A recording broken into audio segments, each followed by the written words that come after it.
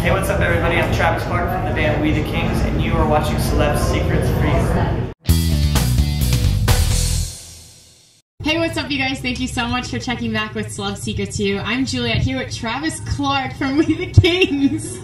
Over here. Hi, hi, how are you? I'm good, how are you? I'm fantastic, just living the press life. Yeah? Yeah. You guys killed it on stage today. I loved your set. What can fans really expect when they come to Warped Tour from you guys? I've always said expect nothing and you'll have an amazing time. But for us, outside of expectation, you can prepare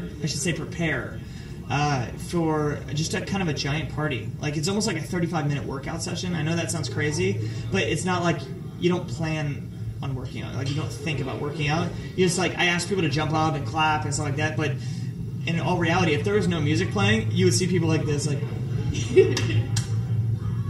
I was doing that in the crowd. I was jumping up and down in the crowd. That's awesome. It was fun. There were so many people there. This is our 5th or 6th year on Warped Tour, and the crowds just keep growing and growing and growing. So that was awesome. I'm glad you got to be a part of it. Now, what would you say is your favorite memory on Warped Tour so far? Like you said, you've been doing it for about 5-6 years now. On all of Warped Tour, I remember Paramore was on the tour for a little bit, and they had just come from Mexico, and they brought this like hot sauce that was like insane. And one of our friends, this band called Deluxe, decided that because they were Mexican, they were like, that's nothing, we can totally try it. So they took like the bottle and just drank it, and he ended up going in the hospital. He's okay, he's totally okay. But it was like a really scary time because he got like white in the face and like started like passing out, or like dumping water on him and milk on him and stuff like that, and he ended up getting better or whatever. But it was, I remember thinking that we were about to watch somebody die on Warped Tour. So now a few months ago, you did release a new album, and what I really liked about it was you guys did it kind of DIY through Indiegogo. Can you tell our readers back at home how you went through that process? Well, I don't think we could have done this without having an already amazing fan base and support system. So when I say what I'm about to say, they need to know that we were already a very successful band, but we just decided to get off our label, so we didn't have that that label piggy bank that we were used to. So when we started thinking about doing the album, we were like, okay, what's it going to take for us to do the album? And we were all just like, okay, $35,000 would help get the studio and the actual production of it, and print the album and make the artwork and stuff like that. It was kind of everything combined. And we put it out there to our fans. It was like, okay, this is what we need to do another record if you guys want to hear another album. And a month later, we had raised $150,000, and we were just like, oh my God, what happened? And it's just kind of a testament of how amazing our fans are. They just kind of go above and beyond. And even when it was like, okay, the limit was received, it was met, people just kept going and going and going. So we decided to continue to write more songs and just make this album the best album it's ever been, that we've ever been able to create. And that's what they got out of it. So it was really cool to kind of take our album DIY style back to the streets where we all started from, and I'm thankful to be here today to say that it was a success story. Otherwise, I might not be here. So now, how is that like the writing and recording process? Because it's been a while since that you guys were on a label. So how was that getting back independent?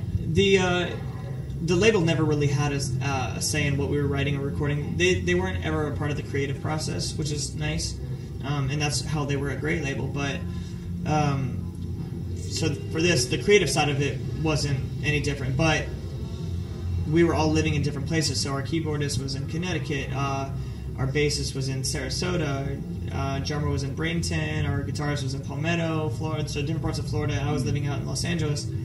So that was the hardest thing of like emailing parts and be like, what do you guys think of this? And then they would be like, I think it's horrible. And I'll be like, okay, I will retry. And so like we kind of had this weird unorthodox recording process, but it was a lot of fun, I think, to try something different. That's the whole motto of it all. Like the whole theme of going back DIY was like, let's try something different, see how it works. And it was awesome. But the writing process was still the same. I wrote all the songs and I showed the guys, and they would tell me if they liked the song or didn't, and if they did, we would record it, and if they didn't, I would go back and try to like rethink it.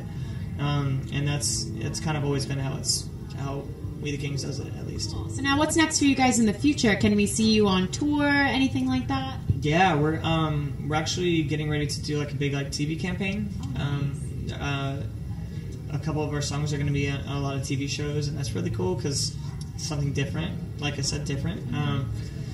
We're going to be back overseas. We've done 7 world tours, so we're doing our 8th world tour. And it's funny because sometimes you leave the States, and you'll go for 2 or 3 months just out on tour all over the world.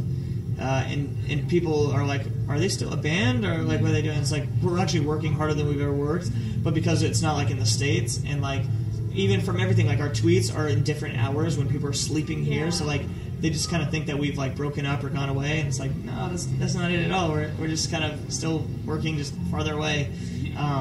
But we'll do another world tour. We'll eventually start writing and recording a new album. We already have, I think, like 7 or 8 songs for the new album. So eventually, when we come to kind of a standstill, we'll go into the studio and record again. Cool. So now, where was your favorite country or city that you visited when you were doing these world tours? I don't know. We actually just we were in Singapore. We did Asia about a month ago, right before Warped Tour started. And Singapore is one of the most beautiful countries I've ever been to in my entire life. It's really amazing. It's so small, but the people there are amazing. The culture, the food, everything was so just wonderful. It was awesome. And since our website is called Celeb Secrets for You, we have to know, do you have any secrets or hidden talents, something that the fans really wouldn't know about you that they'd be surprised to know? Got to spill these secrets here. I feel like people already know that I'm a little crazy, but I used to race motocross for the longest time. Okay. My dad got me into it, and then I somehow thought that it would be safer to get into freestyle motocross, so like the FMX, where you jump and flail your body around and then land and hope not to kill yourself. I started that because I thought that would be safer than racing, and I did that. I ended up on camera breaking my right leg, trying to do a trick that had never been done. Trying to do what's called a running man. Well, it's not called it. I was calling it running man. I was trying to like team a trick where you take the jump, you get off the bike. These are like dirt bikes, but they're big bikes. So you run next to it, and then you get back on. I didn't get all the way back on, and I kind of like sunk into the dirt, and my peg of my bike went into my knee and broke my knee. Our drummer filmed the whole thing, and he was like, "Oh my god, dude, that was crazy!" And he saw me just lying there. He's like, "Dude, are you all right?" Like, dropped the camera, and ran over to me, like, drugged me, like I kind of like dragged myself out from underneath the bike, and I remember seeing the blood through my like these thick pants that you have to wear. And I was like, I started getting really lightheaded, and I was like, dude, I need you to. He's like, that was awesome. He's like freaking out still, like how high I went and stuff like that. I was like, I need you to take this out and focus. And then he saw my leg, he saw the blood. I was like, oh, dude. And he started getting lightweight. I was like, dude, pull it together. I need you to take me to the hospital. I think it's sobbed to take me to. So dragged me in my car in the passenger seat, takes me to the hospital. My doctor was like not working or whatever. Like hospital was closed, like a Sunday. So I called my dentist, and my dentist fixed my leg for me. He stitched it up and stitched like the ligaments. And so that's a secret that not to use. But it works now and we're good. But kind of a crazy thing. Like I almost died trying to do something cool because my drummer and I were so yeah, that's kind of one of the secrets. But people already know I'm crazy, so they'll be like, "No, that sounds like you. That sounds like something you would do." That's probably one of the craziest secrets I've ever heard. And the footage still to this day has not been released. So like, it's crazy. It looks like a horror movie. Like it's just like, oh my god, that's awesome, dude, that's really awesome. Oh my god, dude, are you okay? And it's just like him running over and trying to get it. Cool. Thank you so much for hanging out with us. It was a pleasure meeting you. You can check out this interview on celebsecrets2.com. I'm Juliet, and we'll see you next time. See ya.